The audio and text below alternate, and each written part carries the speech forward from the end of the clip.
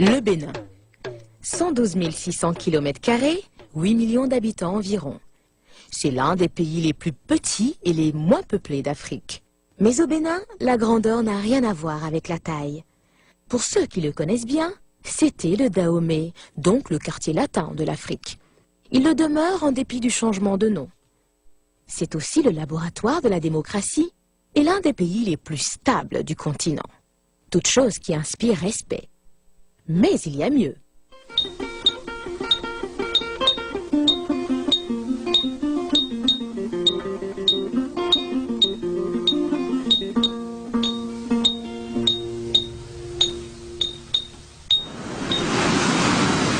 Première fascination. Elle s'étend sur 150 km.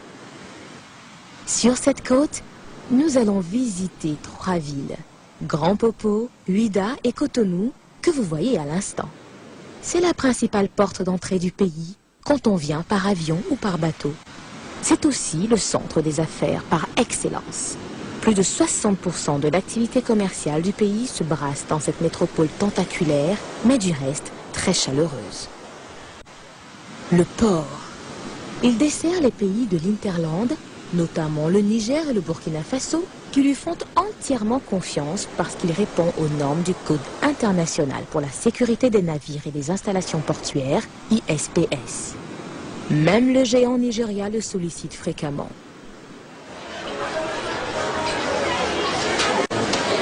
L'autre curiosité de Cotonou, c'est son marché, l'un des plus grands et des plus fréquentés de l'Afrique occidentale. Les bonnes affaires, c'est ici. Tout y est. Il suffit seulement d'y faire un tour pour ne pas avoir à le regretter. Cotonou n'est pas la capitale du Bénin, mais elle en a l'étoffe. Elle abrite la quasi-totalité des institutions de la République. Toutes les représentations des organisations internationales y siègent, ainsi que toutes les ambassades. Cotonou, c'est enfin la ville des émigrants. Ces légendaires taxis-motos, dont les conducteurs, habillés de jaune, facilitent vos déplacements contre quelques petites pièces. Ouidah, ma préférée. Pour moi, c'est la ville symbole du Bénin. Symbole de douleur et de souffrance, puisqu'elle a été l'un des hauts lieux de la traite des esclaves. Une fois au Bénin, de grâce, faites-y un tour et surtout, faites le trajet des esclaves, de la place aux enchères jusqu'à la porte du non-retour, en passant par l'arbre de l'oubli, la place Zomaï, le mémorial et l'arbre du retour. C'est un pèlerinage édifiant qui vaut la peine, bien qu'il soit émouvant. Pour parachever votre visite sur ce honteux commerce, rendez-vous obligatoirement ici. Dans cet ancien fort portugais, construit en 1721, vous trouverez une impressionnante collection de photos et d'objets divers sur la traite négrière. Ouidah, c'est aussi le symbole de l'intégration réussie. Descendants d'anciens négriers et d'anciens esclaves vivent en parfaite harmonie. C'est incroyable mais vrai. Toutes les cultures, autochtones et étrangères, se côtoient. Ça ne fait absolument rien. Le face-à-face basilique, temple des Pitons, que vous pouvez allègrement visiter, en est une preuve. Quand on sait que le sable ayant servi à la construction de cette église a été transporté sur plus de 5 km par les adeptes du Vodou, on déduit simplement que Ouidah, la capitale du Vodou, est tolérance. Après Ouidah, toujours vers l'ouest, vous tombez sur Grand Popo, la perle du littoral. C'est ici que le Bénin a eu son premier contact avec l'Occident. Grand Popo, c'est une ville entre deux eaux, la mer et le fleuve. Dans votre agenda, prévoyez une nuit à Grand Popo. En plus du cadre sympathique des hôtels, vous aurez le sifflement du vent dans les cocotiers et la berceuse marine pour vous détendre et bercer vos nuits.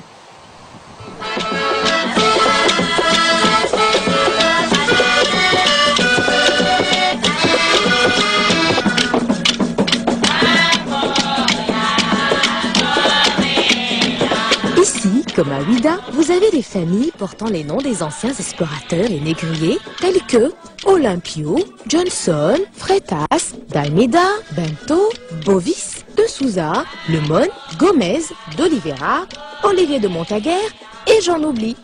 On en retrouve aussi à Porto Novo, la capitale du Bénin. Les Portugais étaient ici comme chez eux, car, semble-t-il, la ville leur rappelait Porto. Ainsi, ils l'ont baptisé Porto Novo en 1752. Porto Novo était un ancien royaume. De nos jours, elle demeure encore une ville historique, ou plutôt une ville-musée. Porto Novo, c'est la mémoire du Bénin. Vous y trouverez les palais royaux, dont celui du roi Tofa Ier, les vieilles bâtisses de style luso-brésilien, des trésors dans les différents musées, la Bibliothèque nationale et beaucoup d'autres curiosités, les unes aussi intéressantes que les autres. À présent, je vous propose de monter vers le nord du Bénin, précisément à Abomey, une autre ville historique. Mais sur le trajet, deux escales s'avèrent importantes. La première est celle de Ganvier, le village lacustre. C'est le site le plus fréquenté. Je dirais que c'est la plus grande curiosité du Bénin. On y va pour s'évader, pour rêver et partager des instants de plaisir avec des populations assez sympathiques, surtout quand vous rangez vos caméras et appareils photographiques. Au début, je vous disais que ce pays est un pays petit mais grand. Eh bien, l'épreuve, ce n'est pas ce qui manque. En voilà une autre.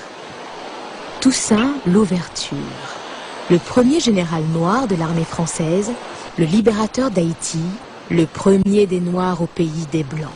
Il est béninois, précisément d'Alada, vieille cité historique créée vers le XIVe siècle. D'ici sont partis les fondateurs des royaumes de Porto Novo et d'Abomey.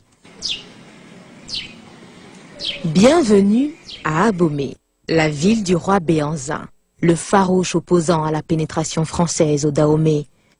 Aller à Abomey, c'est fouler la terre sacrée des Amazones, ces redoutables guerrières qui ont donné du fil à retordre aux troupes françaises. Ce musée, classé patrimoine de l'UNESCO, était leur palais.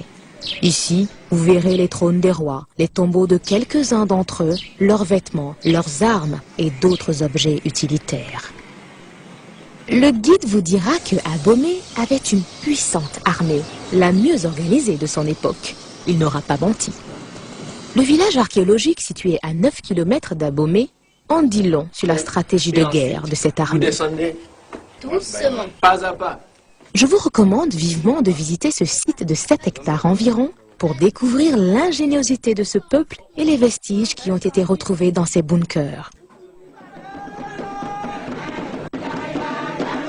Sur la même latitude, côté est, vous pouvez visiter Kétou, le pays des Oduduwa. Cet ancien royaume Yoruba a été fondé par le fils aîné du roi d'Ile-Ife. Ile-Ife est une ville du Nigeria.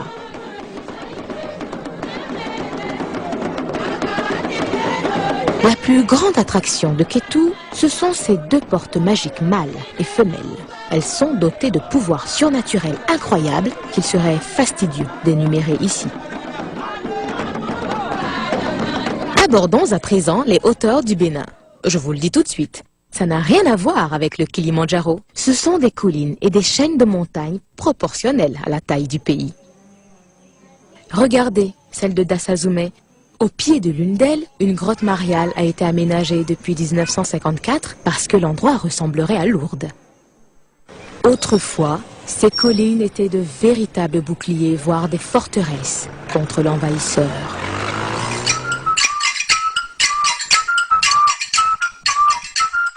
Cette pause valait bien la peine pour aborder le plat de résistance. Silence donc, car la bouche qui mange ne parle pas. Elle savoure.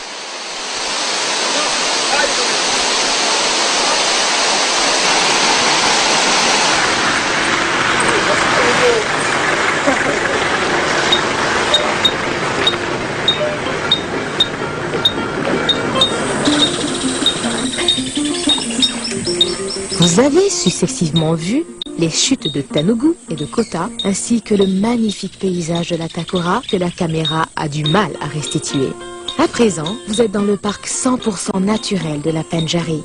C'est le plus grand et le plus animalier de la partie occidentale de l'Afrique.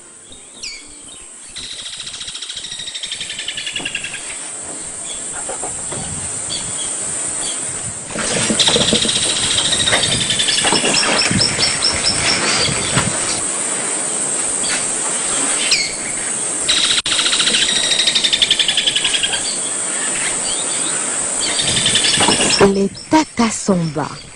Quelle architecture! Ces châteaux forts, construits généralement à l'ombre d'un baobab, ont été inventés par les populations Otamari pour se protéger des agresseurs. À l'entrée, vous avez les divinités protectrices. Le rez-de-chaussée est le domaine des animaux domestiques. Les hommes, quant à eux, vivent à l'étage à côté de leur grenier.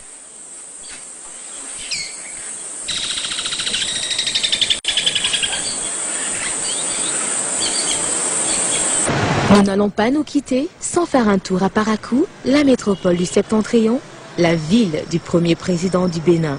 C'était aussi un ancien royaume. Son marché est l'un des plus grands du Bénin. Parakou est la ville du bon fromage Peul. Ce sont ces grosses boules communément appelées wagassi. Elles se mangent crues, frites ou préparées dans n'importe quelle sauce. Parakou, c'est également la ville de l'igname, aliment de base du nord du Bénin.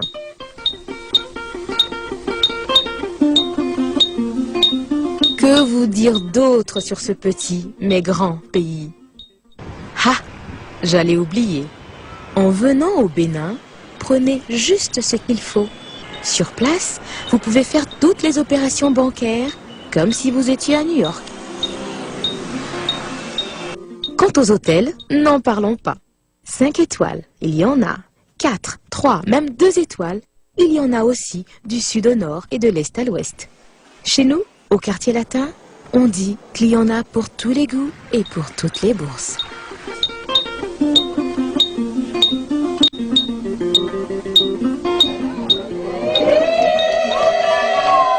Je vais m'en arrêter là pour aujourd'hui. Car au Bénin, on ne prend pas tout le bras quand on vous tend la main. De la même façon, on n'accède pas directement à la chambre à coucher quand on vous admet au salon. La leçon est qu'il ne faut jamais abuser de la générosité des gens.